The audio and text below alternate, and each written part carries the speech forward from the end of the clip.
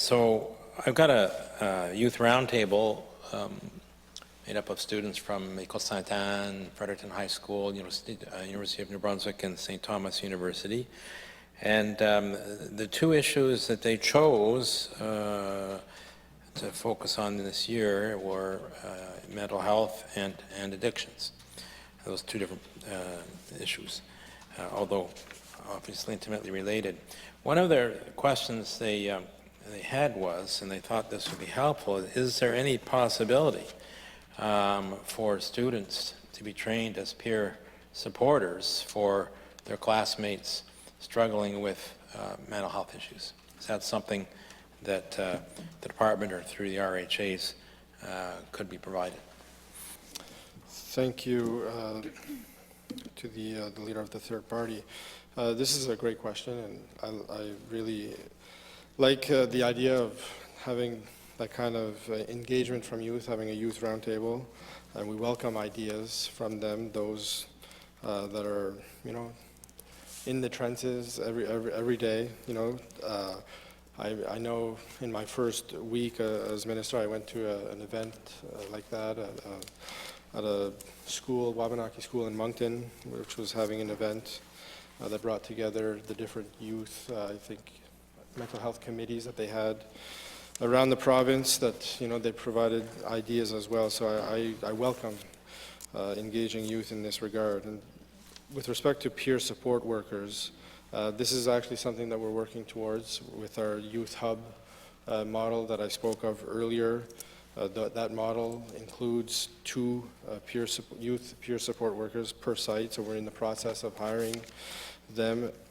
And we're also working in partnership with Foundry out of British Columbia. It's a certification for youth peer support workers. And we're currently working with the CMHA at validating that certification, making sure it works and that it's something that we can use here in the province. So again, thank you for the question, and I welcome that kind of feedback from youth.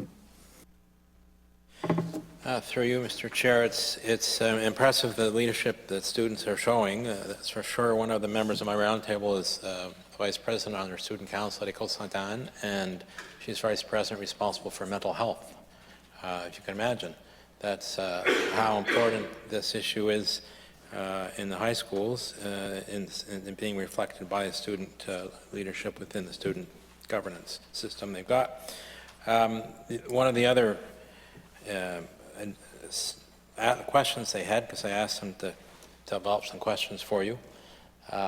Second question they had for you was, what are the chances of this budget supporting addiction outreach workers, people with experience in addiction counseling who youth could encounter where youth spend time, who are trained to meet them where they're at.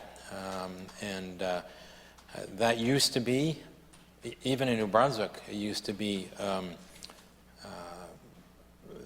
we used to have that kind of staffing, but to my understanding now it's not the case, or it's at least not very common. So what are the chances for that kind of support to be put in place? I know there's a big focus on residential treatment, but it can't all be residential treatment.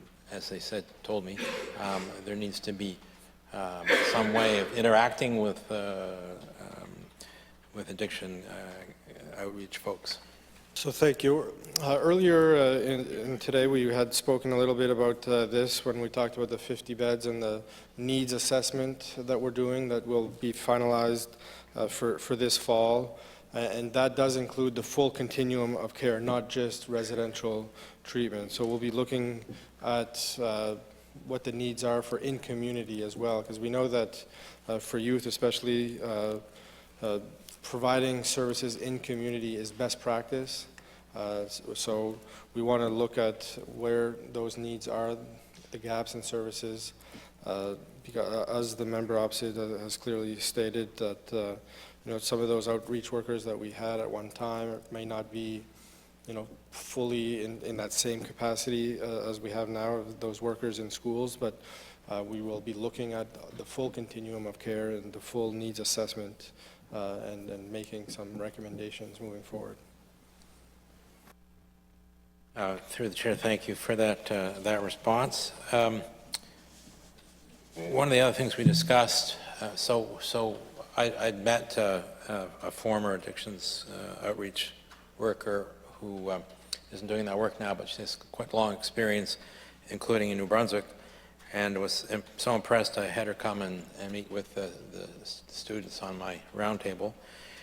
And well, you could tell why she had been effective. She was immediately, they connected with her. It was great.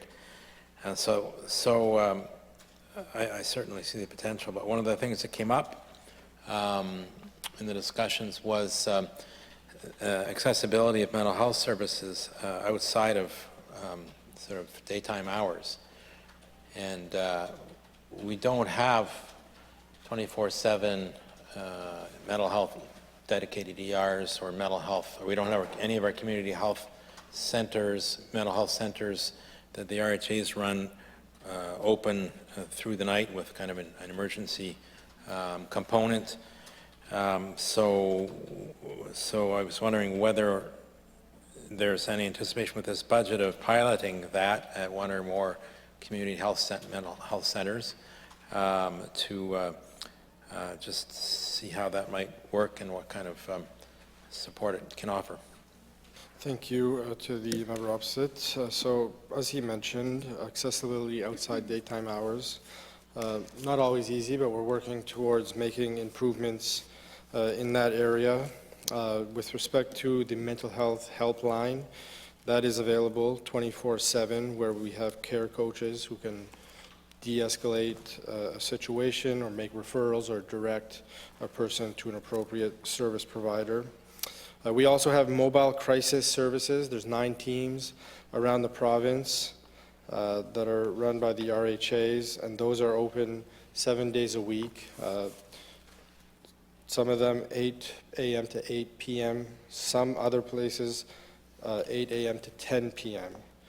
And the RHAs also tell us that some clinicians can make appointments in the evenings or outside regular hours. So we'd ask that in those cases that patients would ask their service providers if that's an option. We're also working with the youth wellness hubs that I mentioned earlier. Like I said, a one-stop shop for youth where we would have access to these types of services.